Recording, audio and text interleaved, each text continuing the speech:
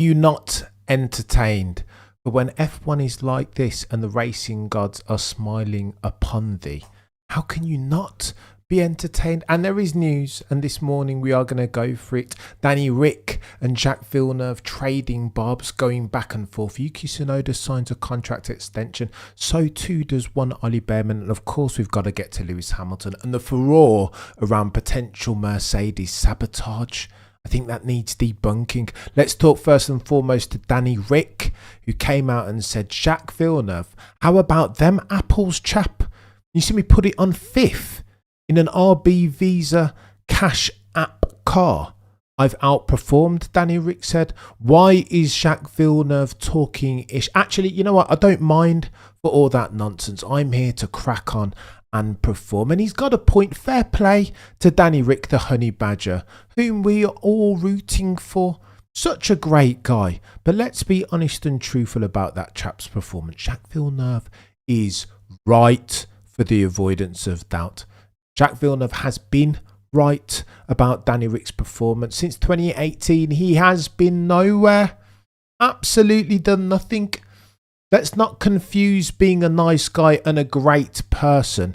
A fantastic bastion of a human being with a fantastic driver. This, ladies and gents, is Formula One. For the avoidance of doubt, what's going on, James? This is Formula One and it's supposed to be a meritocracy. I don't want to see the likes of Danny Rick and Checo Perez, their ensuing underperformance, because it's not fair. It is not fair on any of the related parties concerned, being Felipe Drugovich, F2 champion, being Théo Pourchaire, most recent F2 champion, being Frederick Vesti, et al., Lawson, Doohan. Do I need to continue? When we have these old drivers, these old stale drivers who are consistently underperforming, I don't even think we have ourselves a conversation here. Jacques Villeneuve, as you do, responded to Danny Rick, his bluster, saying, continue talking your SH1T. To that, Jacques Villeneuve, one-time champion, son of Gilles Villeneuve, one of the greatest peddlers that you will ever see drive an F1 car. To that, Jacques Villeneuve responded, mate, that's one performance in a season where you keep getting chance after chance after chance. Let's have a chat, Jacques Villeneuve says to Danny Rick, after you do that 3 or 4 or 5 times this season. How about that? Jacques Villeneuve is absolutely on the money. One swallow does not a summer maketh. Absolutely nailed. Props to Jacques Villeneuve. And listen, as far as the broadcast, sign that dude up each and every single race weekend. We have needed that sort of truth serum.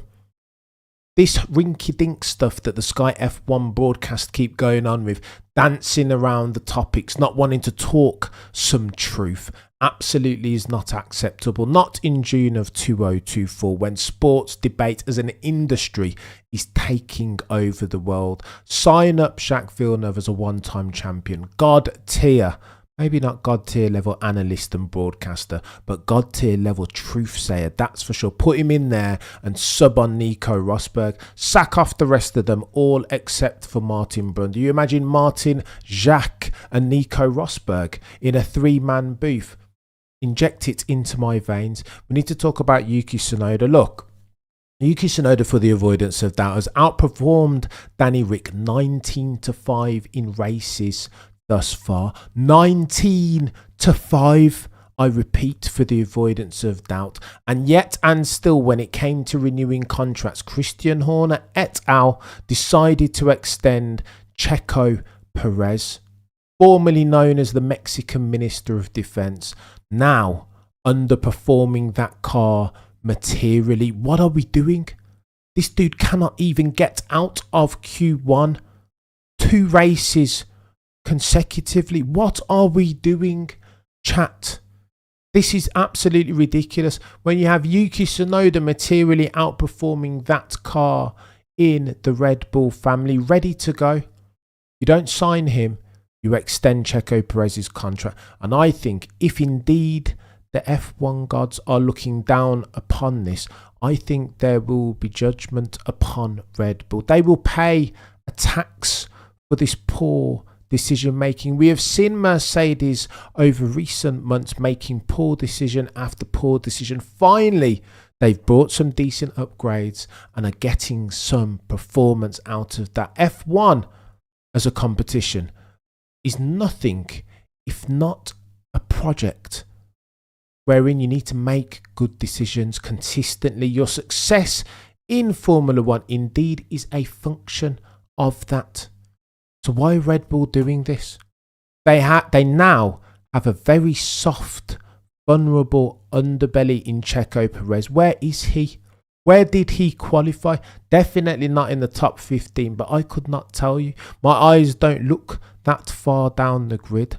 But what does it mean for Max Verstappen? Well, it means from the man on the front row second that he's going to have to fend off two McLaren.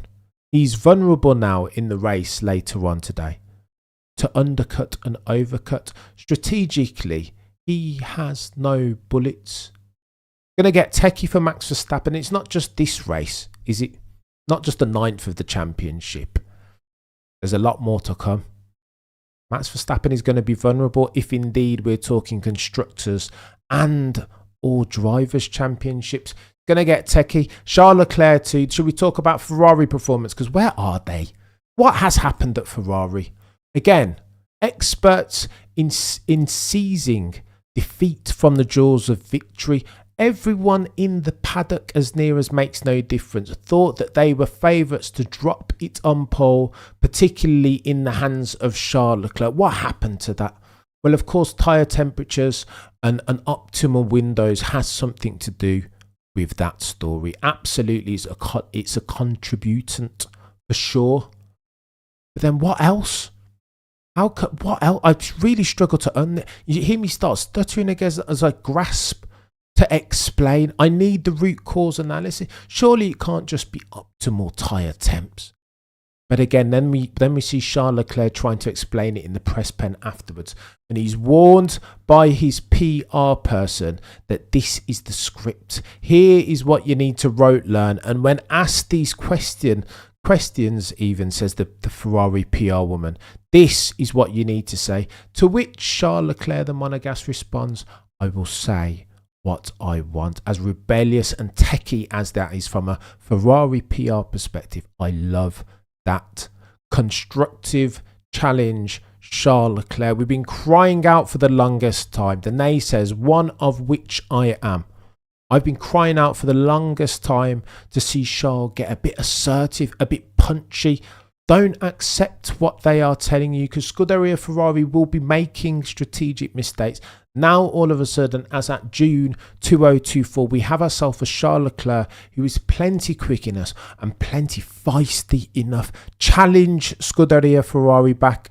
Speak back to your performance and race engineers. Try to understand the underlying assumptions so that you can push back if you feel that they are noddy. For F1 is a sport in which common sense is not common. Mercedes have been proof positive of that over the past 36 months.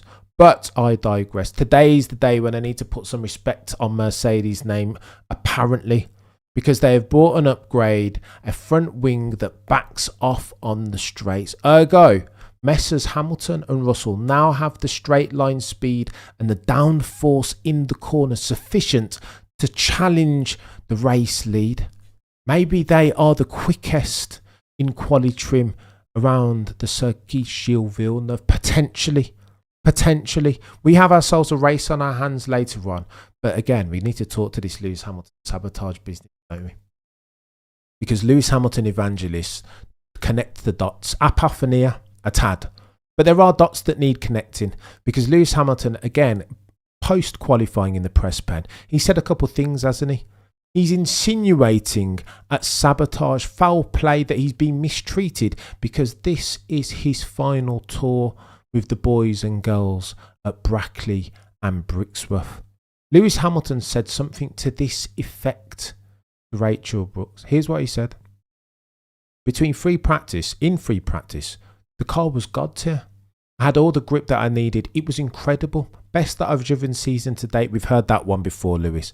But then between free practice and the pay sessions being qualifying, all of a sudden something happens to the car. The grip just goes. It vanishes, quote unquote. The grip vanishes. What are you alluding to here, Sir Lewis Carl Davidson Hamilton? Well, it sounds like you're alluding to foul play. F1 is a shark's tank and skullduggery is a thing in F1, is now and always has been. But sometimes you need to Occam's razor this right. Lewis Hamilton fans, cult LH, Lewis Hamilton evangelists, will say there's no way that Lewis Hamilton, 7-time champion Lewis Hamilton, can be 8-1 down versus George Russell. I indeed have said this, but let's check the maths. Let's try and understand what Lewis Hamilton was talking about. Did his pace really go for Fugazi? Did his pace really do one of these? Did the grip all of a sudden go away? Well, not quite, Lewis Hamilton, because when you break it down, chap, if you look at Lewis's fastest lap in Q3, in Sector 1, he was as near as makes no difference level with George Russell. So how did that make sense? How can we square this circle, Lewis? How comes in Sector 1 your grip was there? Sector 2 similarly, chap, because purple was his lot. That's to say that Lewis Hamilton did a Sector 2 of 22.642 in Q3. That was the fastest of anyone in that session. So how can we ply that trade, Sir Lewis Carl Davidson Hamilton? What are we saying here, chap? That you had grip in Sector 1 and Sector 2, but not Sector 3, because in Sector 3, that's where the mistakes started to come in. Now, listen, I'm not questioning Lewis Hamilton. I cannot say that Lewis is anything less than a true sayer. However, when we check the maths, Lewis lost 3 tenths in Sector 3 as versus George Russell. 3 tenths, that's material. Now, if we're going to do the waterfall analysis, a portion of that absolutely will be the toe that Alex Albon gave to George Russell, a long distance one. But yet and still, Lewis ran unnecessarily wide at turn 10. That's the line that they're taking. I would say he lost some at turn 10. However, turn 14, the final turn, Wall of Champions settings. Go back and watch the onboard of Lewis Hamilton. A massive oversteer and correction. That will be an additional 1/10 or 1.5. That's where you lost your time in sector. That's where you lost your time. So I'm not buying this stuff about the grip just vanished, and I don't want to do the tinfoil hat conspiracy theory, not when my eyes are telling me something different. Got to go and fact check this stuff. Now again, he said previously that I lose 2 tenths between free practice and quali. Well, mate, if you'd driven turn 4 properly, chap, if you'd maintain a decent line and nailed the combine exit just like George did, or better still Max Verstappen did, who's probably best in turn 14 of all the 10 drivers in Q3, then we wouldn't be having this conversation. Ergo, I say all that to say this. Sometimes we need to take some responsibility. I understand, for the avoidance of doubt, that Lewis Hamilton is a god-tier driver, is now, will always be brilliant. We can have an argument about qualifying pace. Maybe that wasn't always his lot, but in terms of racecraft, let it rain today and we will see. He will prove the naysayers wrong. With a car underneath him, a wet track, chap is god tier, almost unbeatable as near as makes no difference. However, as far as his qualifying pace, 8-1 a season today as versus his teammate George Russell. That is a problem. We can't just continue to blame Mercedes and tinfoil hattery, conspiracy theory settings. We cannot, and I shall not. For the avoidance of doubt, I will never sacrifice what I believe to be the objective truth at the altar of anyone's partisanship. Not Lewis Hamilton's, not anyone's. And I think Lewis wants to have an open and honest conversation with himself, particularly about yesterday's performance during Sector 3. He was up as at the end of Sector 1 to the tune of 800ths on his teammate King George Russell of Kings Lynn, Norfolk. So how then, for the avoidance of doubt, can you have pace cumulatively in Sector 1 and Sector 2 and then the pace just vanish in Sector 3? That, ladies and gentlemen, doesn't make sense. It doesn't pass the smell test even, and I shall not stand for it. Lewis, I understand, is wrestling with this deficit. In his mind, he's the fastest peddler to have ever pedalled an F1 car. This is a prerequisite of being an F1 driver, a sport in which you risk serious harm or death even. This is the truth. That is what F1 is. And so self-confidence, to a fault even, delusion even, prerequisites. You cannot be an F1 driver but for those things, but yet and still the truth of it is that Lewis wants to have himself a serious conversation. He can't continue to do the Spider-Man blame thing and point the finger at the team. Not when he was 800ths up going into Sector 3. Can't have pace in Sector 1 and Sector 2 and then it disappear all of a sudden in Sector 3. Does that pass the smell test, chat? I don't think so. All that being said, he could be God tier today. Starting from 7th or wherever he's starting from. Don't be surprised to see Lewis Hamilton become final form Lewis Hamilton again in the wet, in fate, in conditions that he excels in. Going to be techie today. I will be there 30 minutes before the race. We will live stream and we will dissect all of this. The 2-year contract extension for Yuki. Ollie Behrman, by the way, apparently, per the Mail, he will be in that Haas car next year, potentially alongside Esteban Ocon. Driver silly season has kicked off in kind. We will dissect it all later on, properly, in earnest. You guys are legends. I digress. Prosecution. No further questions. Runner.